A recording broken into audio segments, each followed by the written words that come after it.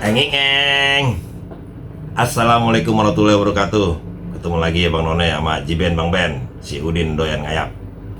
Kemarin gue ceritain tentang Pak Sueb, babenya Pak Benyamin, ibu dan bapaknya Pak Benyamin Sueb. Namanya Pak Sueb atau Pak Sukirman. Di sana pernah ada informasi kalau Pak Sueb itu kelahiran Purworejo, Jawa Tengah. Sekarang juga lagi viral tuh, ada di sosmed berita-berita itu. Silakan Bang None googling, cari tentang Pak Sueb Sukirman, bapaknya Haji Benyamin Sueb. Jadi Babe Benyamin ada darah Jawanya. Ya memang kalau Betawi itu kan memang percampuran dari berbagai macam daerah di Indonesia. Ya dari Baduy, ya dari suku yang di Makassar, macam-macam suku. Jadi intinya memang Betawi itu asimilasi dari berbagai macam latar belakang budaya dan juga suku. Nah, kalau soal ingatan, mengingat, kalau Babe Benyamin sendiri nggak ingat tuh sama Pak Sueb. Karena ditinggal Pak Sueb ke Bandung melarikan diri dari kejaran polisi Belanda karena difitnah. Babe Benyamin masih umur 2 tahun, masih kecil banget. Nah, kalau Ibu Aisyah atau kami cucu-cucunya, gue, Beno, anak-anaknya Babe Benyamin manggil Ibu Aisyah itu Ma Haji Icok. Panggilan sayangnya Ma Haji Icok. Dan kita melihat sampai wafatnya Babe Benyamin begitu sayang sama emaknya ya. Karena memang figur ayah kan nggak ada, digantikan oleh Pak Haji Ropiun. Makanya Babe Benyamin dekat banget sama emaknya, atau Bu Siti Aisyah, atau kami cucu-cucunya manggilnya Mak Haji Icok. Wafatnya gue tahu juga waktu di Kemayoran. Babe Benyamin yang ngurusin semuanya sampai pemakamannya. Pernah pergi haji bareng di tahun 1976. Babe ngajak Mak Haji Icok, masih sehat juga tuh, masih kuat jalan tawaf dan sa'i. Ya kalau yang masih Abang None yang masih orang tua masih sehat walafiat, disayang-sayang lah ya, terutama buat seorang ibu, karena memang ada nasihatnya kan gitu, Rasulullah nasihatin gitu.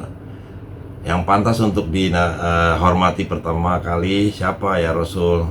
Rasul bilang ibumu. Ditanya lagi sama sahabatnya, sahabat Nabi, siapa lagi Rasul? Ibumu katanya.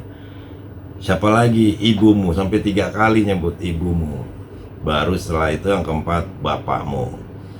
Jadi memang seorang ibu itu kita posisikan ya tinggi ya, karena memang ada pepatah surga di telapak kaki ibu. Nggak salah tuh. Kalau perlu kita cuci kakinya, kita cium kakinya, kita minta doanya. Karena doa seorang ibu itu manjur, makbul. Itu Abang None. Nah, episode tadi atau yang kemarin yang gue bacain tentang Pak Sueb sama Bu Haja Siti Aisyah, kalau gue lihat zaman penjajahan Belanda nggak susah-susah amat ya. Namanya dijajah tapi bisa nonton bioskop, bisa jalan-jalan pakai mobil Chevrolet walaupun klaksonnya dipencet-pencet tetot-tetot gitu kan. Kalau sekarang tuh klaksonnya tukang es, kalau dulu klakson mobil. Sepedanya masih merek Raleigh, sekarang juga masih keren Raleigh, sepeda ontel. Tapi ya pada saat itu ya semua ya murah kali ya. Tapi sekarang juga kalau 5 sen zaman dulu mungkin sekarang ya mungkin 5.000 kali ya gitu. Tapi gue ngelihat, walaupun gue nggak ngalamin, tapi kan bisa tercermin dari ceritanya di situ. Namanya penjajahan Belanda itu belum masuk penjajahan Jepang. Jepang kan insya Allah 1942 kayak masuk ya ke Indonesia. Nah pas dijajah Belanda setelah sekian ratus tahun ya kita masih hidup secara normal ya di tengah kota Jakarta, di Kemayoran ya. Terus yang lebih menarik lagi, bangsa kita kagak habis. Habis dalam arti apa ya, karena gue mengambil cerita lain tentang yang namanya kolonial atau kolonialisme penjajahan. Bangsa Amerika zaman dulu yang ceritanya ditemuin sama Columbus itu kan aslinya Indian. Nggak nyampe ratusan tahun Indian habis. Sekarang belum habis, tapi ya sedikit, jadi minoritas. Nah, kalau Indonesia ratusan tahun, tapi ya nggak habis, malah tumbuh kan. Gue bukan membela penjajah, gue namanya generasi yang tidak mengalami penjajahan, ya itu disyukuri banget, alhamdulillah. Tapi memiliki sebuah opini kan boleh-boleh aja, gitu kan. Nah, tinggal sekarang generasi yang sekarang nih, apakah merasa dijajah juga? Dijajah sama apa? Oleh apa dan bagaimana? Ya pikirin diri dah. Kalau gue yang menyimpulkan ntar sangkain sok tahu kan gitu. Tapi kita sama-sama lah, yang namanya disebut dijajah itu insya Allah konotasinya negatif, ya kan. Ya gitu aja kali ya Bang Lone. Gue lanjutin lagi deh mendingan ya, daripada gue ngalor ngidul. Gue lanjutin lagi tentang ceritanya Pak Sueb yang ngabur ke Bandung gara-gara diubur-ubur sama polisi Belanda. Berantem mulu kerjaannya. Nah di Bandung kehidupannya ada lagi ternyata. Nah, ini gue bacain, dan kisah ini, kisah pelarian Pak Sueb di Bandung dituturkan kembali oleh kakaknya Babe Benyamin yang namanya almarhum Pak Adung Saleh, kakak lain ibu yang di Bandung berarti ya. Ini gue bacain nih sekarang. Petualangan di Bandung. Musang memang tak berbulu domba, tapi untuk mendekati kumpulan domba dan menyelamatkan nyawanya, boleh jadi dia akan mengenakan kulit domba. Sueb tampaknya paham benar filosofi itu. Di Bandung dia mengganti nama menjadi Bugel. Nah di episode sebelumnya Bugel itu artinya gedebong kelapa, atau bisa dibilang seperti bulat gitu loh. Ya mungkin profilnya Pak Sueb bulat kali ya, maksudnya gempal. Nah, dia berganti nama di Bandung menjadi Bugel untuk samaran, karena Sueb kan dicari-cari sama polisi. Zaman dulu belum ada CCTV, jadi ngabur kemana-mana ganti nama, ngilang dah tuh.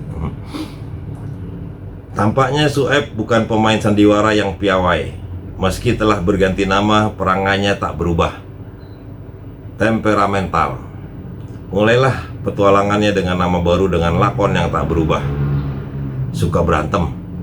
Dia memang tak bisa mengurai kebiasaan berantem. Di kota itu, siapa saja dia lawan, termasuk tentara Belanda. Kegemarannya terhadap sepak bola dan olahraga tinju juga tak bisa disembunyikannya. Biasanya dia main bola di lapangan Sparta. Dia tergabung dalam klub Juliana, nama Ratu Belanda. Di Bandung, Sueb kerja di pabrik senjata dan mesiu, yang kemudian hari menjadi PSM, atau artinya pabrik senjata mesiu. Di sini dia jadi montir dan tukang bubut. Biasanya dia berangkat kerja pukul 6.30 atau kira-kira sejam sebelum jam masuk kantor. Pulang kerja pukul 14 siang. Tempat kerjanya di bilangan Kiara Condong, yang sekarang ini disulap pemerintah menjadi pabrik Pindad, pusat industri angkatan darat yang memproduksi balistik dan kendaraan tempur TNI AD, TNI Angkatan Darat. Sueb tak perlu mengeluarkan ongkos untuk berangkat kerja atau berpeluh mengayuh sepeda seperti kebiasaannya di Jakarta.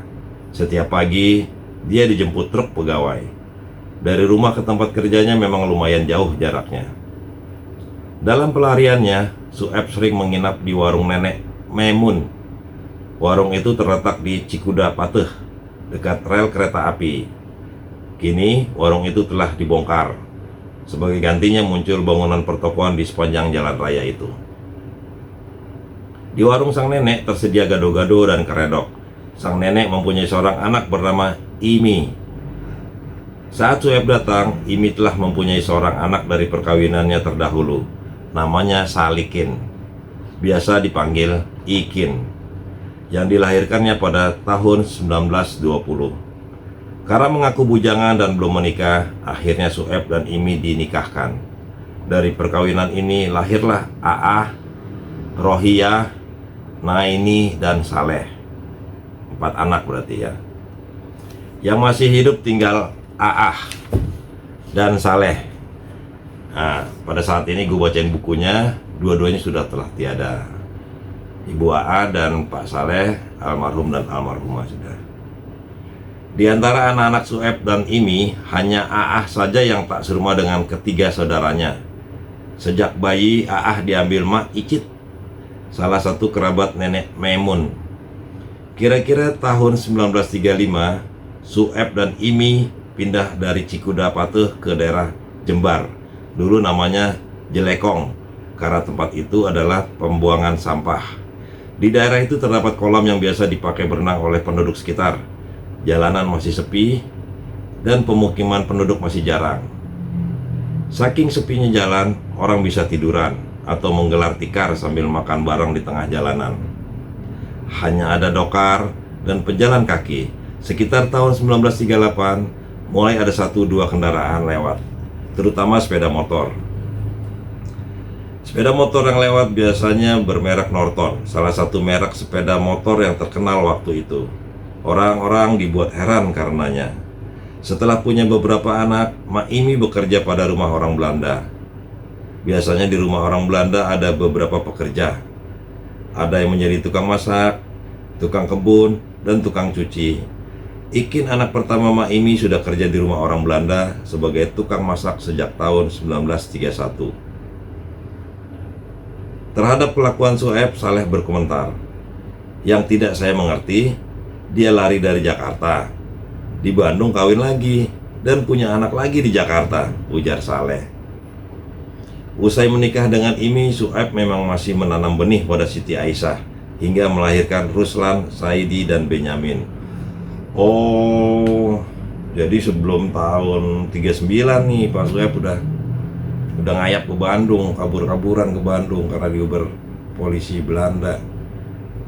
Di Bandung merit lagi, tapi ke Jakarta juga masih berhubungan dengan Mak Ico atau Ibu Siti Aisyah, yang akhirnya melahirkan lagi anak yang bernama Ruslan, Saidi, dan Benyamin. Ngomong-ngomong, Abang None kagak bingung, yang lain-lain namanya Abangnya Babe Benyamin tuh Munaji, Ruslan, Saidi, Emnur. Kenapa Benyamin namanya Benyamin? Ada ntar keterangannya. Sueb dalam petualangan cintanya ini harus kerja keras. Dia bolak-balik Jakarta-Bandung. Untuk mengakali bini keduanya, Sueb yang kebetulan punya hobi tinju dan sepak bola biasanya minta izin kepada istrinya untuk ke Surabaya. Modus. Ke Surabaya, Semarang, atau mana aja. Alasannya ada pertandingan bola yang mesti dia saksikan, atau main tinju di kota-kota itu. Padahal dia ke Jakarta untuk menemui istri pertamanya. Benar gak tuh Bang None? Modus. Dia kibulin Mak Imi mau ketemuin Mak Haji Ico di Jakarta. Kangen. Sueb ketahuan sudah memiliki anak dan istri di Jakarta. Saat Imi telah mempunyai 4 anak dengan Sueb, sekitar tahun 1936 atau 1937. Waduh, pecah dong nih. Sandiwara Sueb terbongkar tatkala Aisyah datang ke Bandung sambil membawa anak. Keributan dua bini Sueb itu tak terhindarkan lagi. Aisyah ribut dengan Imi, bahkan Imi meminta Sueb membawa Rohia dan Naini. Sejatinya Saleh juga akan dibawa serta ke Jakarta. Namun Salikin menangis dan tidak membolehkan. Akhirnya Saleh tetap tinggal di Bandung. Ribut ini. Akhirnya anak-anaknya sudah dibawa pulang ke Jakarta. Seru kali ya ributnya. Sueb balik ke Bandung lagi pada tahun 1939. Dia memang tak lama di Jakarta karena kembali berantem dengan orang, selain masih terus dicari polisi. Dalam pelarian kedua itulah Benyamin lahir pada 5 Maret 1939, tak seperti kelahiran para pahlawan dalam epos Yunani atau Mahabharata. Abang None, gue stop dulu, hujan gede, ada yang harus gue beresin, ntar gue sambung lagi, sabar ya. Ya Abang None, maaf, hujan geluduk tadi gede, bukan gerimis lagi, geluduk. Nah, berarti gue harus beres-beresin yang harus diberesin. Gue sekarang pindah ke studio lain karena yang tadi gue pakai harus diberesin dulu karena hujan. Hujan itu mempengaruhi listrik. Nah, listrik itu mempengaruhi dari mana asalnya? Petir, ya kan? Ya, tindakan preventif lah. Kan sebaiknya begitu, sebelum ada musibah kita preventif dulu. Jangan sampai kesambar petir, alat-alatnya nanti jadi berantakan semuanya.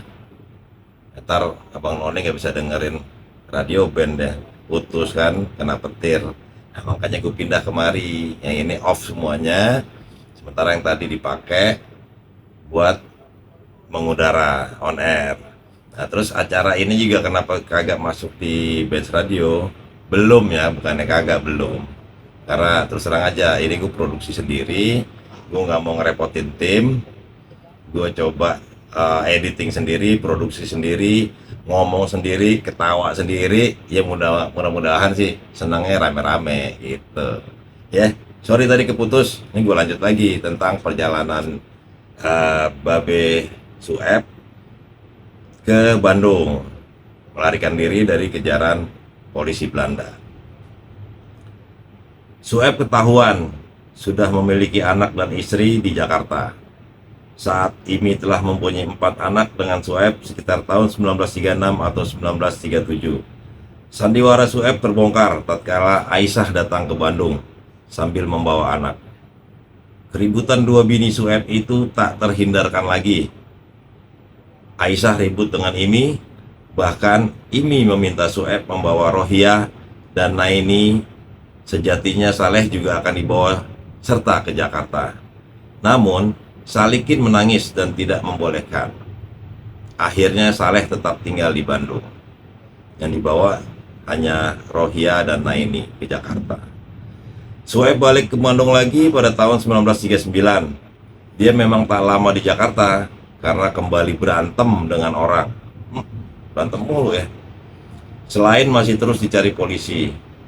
Jadi ribut di Bandung, dua istrinya ketemu di Bandung, berantem di Bandung, balik ke Jakarta tahun 1939.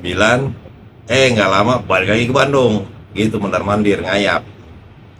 Sueb balik ke Bandung lagi pada tahun 1939. Dia memang tak lama di Jakarta karena kembali berantem dengan orang. Selain masih terus dicari polisi, dalam pelarian kedua itulah Benyamin lahir pada 5 Maret 1939. Tak seperti kelahiran para pahlawan dalam epos Yunani atau Mahabharata. Kelahirannya terbilang biasa-biasa saja. Tiada hujan badai atau puting beliung yang mengiringi kelahirannya, atau peristiwa yang luar biasa. Melalui pertolongan seorang dukun beranak bernama Saodah di kampung Jiung, Bun Jamin Sueb lahir. Ini memang nama aktenya. Jadi bukan Benjamin Sueb pas lahir. Lahirnya dengan nama Bun Jamin Sueb. Perubahan jadi Benyamin berlangsung saat si empunya nama mulai melambung. Dia ingin terkenal seperti tokoh kemerdekaan Amerika Serikat, Benjamin Franklin. Di bawah ada catatan kaki, gue bacain juga deh ya, untuk menambah data dan informasi. Menurut Ben, nama Benyamin lebih mudah dilafalkan dan lebih populer ketimbang nama Bun Jamin. Mengenai nama Saodah, dukun beranak, yang menolong proses kelahiran Ben dapat dibaca pada majalah Forum Keadilan nomor 12 tahun 25 September 1995. Catatan kaki yang kita ambil juga datanya dari majalah Forum Keadilan.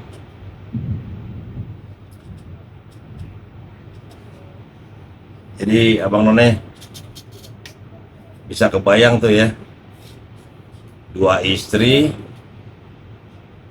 anak 8 yang di Jakarta, 4 di Bandung. Jadi ada berapa tuh? 12 anaknya Pak Sueb. Banyak anaknya dengan 2 istri. Ya, karena di Uber polisi dia merantau ke Bandung dan ganti namanya Bugel. nama samaran. Tapi ya karena perangainya nggak bisa dirubah, ya begitu lagi deh, berantem lagi, urusan lagi sama orang. Akhirnya mondar mandir ya tuh, Bandung Jakarta, Bandung Jakarta. Beliau kerja di PT Pindad kalau sekarang, zaman dulu pabrik mesiu. Ya di Bandung, di daerah Pindad situ, Kiara Condong. Yang gue tahu, keluarga Babe Benyamin Sueb atau keluarga Pak Sueb yang di Bandung itu awalnya di kota Cimahi juga. Gue pernah ke sana, pernah diajak ke rumahnya keturunannya Maimi atau nenek tiri gue atau ibu tirinya Pak Benyamin Sueb, Pak Bunjamin Sueb. Ganti nama jadi Benyamin Sueb karena Babe pikir dengan nama Benyamin lebih mudah dihafal dibandingkan Bunjamin, dan beliau juga kepingin terkenal seperti Presiden Amerika Serikat Benjamin Franklin. Itu Bang None. Di sini ada kelanjutan lagi tentang lari ke Belitung, tapi gue skip dulu deh ya. Kita selesain dulu di sini obrolannya, karena gue ada beberapa ingatan juga, ada beberapa catatan dengan keluarga Bandung atau keluarga Pak Aleh, Adung Saleh. Ini om gue yang baik banget dan keluarganya baik-baik semua. Gue pernah di sana sekolah di Bandung waktu SMA kelas 2. Jadi Beni sekolahnya banyak. SMP 2 tempat, SMP 85 dan SMP 12. SMA 3 sekolah. Pertama di kelas 1-nya di Percik, Perguruan Cikini di Duren 3. Kedua di Bandung di SMA 3, dan kelas 3-nya lulusnya di SMA 82 Daha atau sebelumnya bernama 24 KJ. Yang barusan aja juga beberapa hari yang lalu baru reuni itu, angkatan 89. 82 Daha angkatan 89. Nah, di Bandung gue dibantu sama Pak Adung Saleh, gue manggilnya Om Aleh. Waktu itu beliau sudah pindah, bukan dari Cimahi, tapi tinggalnya sudah di Jalan Sederhana. Gue sempat tinggal di sana, sempat tidur di rumahnya anak-anaknya Pak Aleh, Om Aleh, sebelum dapetin sekolah. Yang akhirnya gue pindah juga ke dekat sekolah di SMA 3 Pasundan itu, daerah Kampung Kelapa kalau nggak salah, Kampung Kelapa ya, pokoknya daerah stasiun lah. Nah, Babe Benyamin juga pas mulai besar, artinya sudah beranjak ke umuran SD, itu beliau juga sekolah di sana, di Cimahi, sama Pak Adung Saleh. Ya jadi ini juga anak-anak yang suka berantem di sana. Nanti di babak berikutnya ada. Itu Abang None. Mungkin kalau ada yang mau nanya atau komentar ya silakan tulis saya di bawah di komentar, supaya gue juga bisa ada bahan untuk yang mau diinformasikan. Terus terang aja kalau bercerita tentang Babe kadang-kadang emosionalnya tinggi. Kemarin gue pernah posting tentang wasiatnya Babe. Ternyata kami itu menemukan surat yang ditulis tangan sama Babe Benyamin di ruang kerjanya. Itu kita nggak tahu, nggak bertanggal dan nggak ada tahunnya beliau buat kapan. Tapi kita temuinnya setelah beliau wafat. Setelah tahun 95 kita temuin itu surat secari kertas tentang wasiat buat anak-anaknya. Ya bukan warisan sih, bukan wasiat tahta atau harta, tapi tentang nasihat-nasihat yang menurut gue itu sangat dalam artinya. Dan gue posting karena gue juga pengen menjadi sebuah kenangan manis buat gue pribadi. Nggak taunya di sosial media ada yang tersentuh mungkin dengan tulisannya Babe, dan mereka banyak yang komentar. Salah satu komentar yang gue sangat ingat dan sangat nancep di hati gue itu dari Bang Renaldi. Gue nggak kenal sama Bang Renaldi, belum pernah ketemu, dan akunnya juga dari mana nggak ngerti, tapi secara batinnya gue udah nyambung sama Bang Renaldi karena Bang Renaldi menulis begitu tulus tentang cintanya fansnya Babe terhadap Babe Benyamin. Nah itu gue sampai ya menitikan air mata juga. Artinya gue dengar pagi-pagi waktu itu, gue dengar atau gue baca komennya pagi-pagi sambil ngopi, gue baca itu sampai gue postingin juga kok di TikTok gue. Supaya apa? Bukannya pengen drama atau pengen apa ya, supaya ya gue berbagi rasa aja. Sampai segitunya orang apa mengapresiasi atau cinta sama Babe Benyamin, dan itu gue ucapin yang sangat-sangat terima kasih. Dan beliau memberikan manfaat begitu banyak buat orang-orang karena nasihatnya berdasarkan wasiat itu. Orang-orang beranggapan itu bukan wasiat buat anak-anak kandungnya saja, tapi juga buat semua orang. Ya, alhamdulillah kalau memang bermanfaat, dan gue yakin Babe Benyamin juga senang mendengarnya, bisa tidur pulas katanya kan gitu. Yang mudah-mudahan kita juga ya Bang None, ketika waktunya kita sampai, kita bisa tidur pulas seperti Babe Benyamin dan lain-lainnya yang sudah mendahulukan kita. Amin. Oke gitu Abang None. Selalu tetap jaga kesehatan dan tetap bersyukur. Wassalamualaikum warahmatullahi wabarakatuh.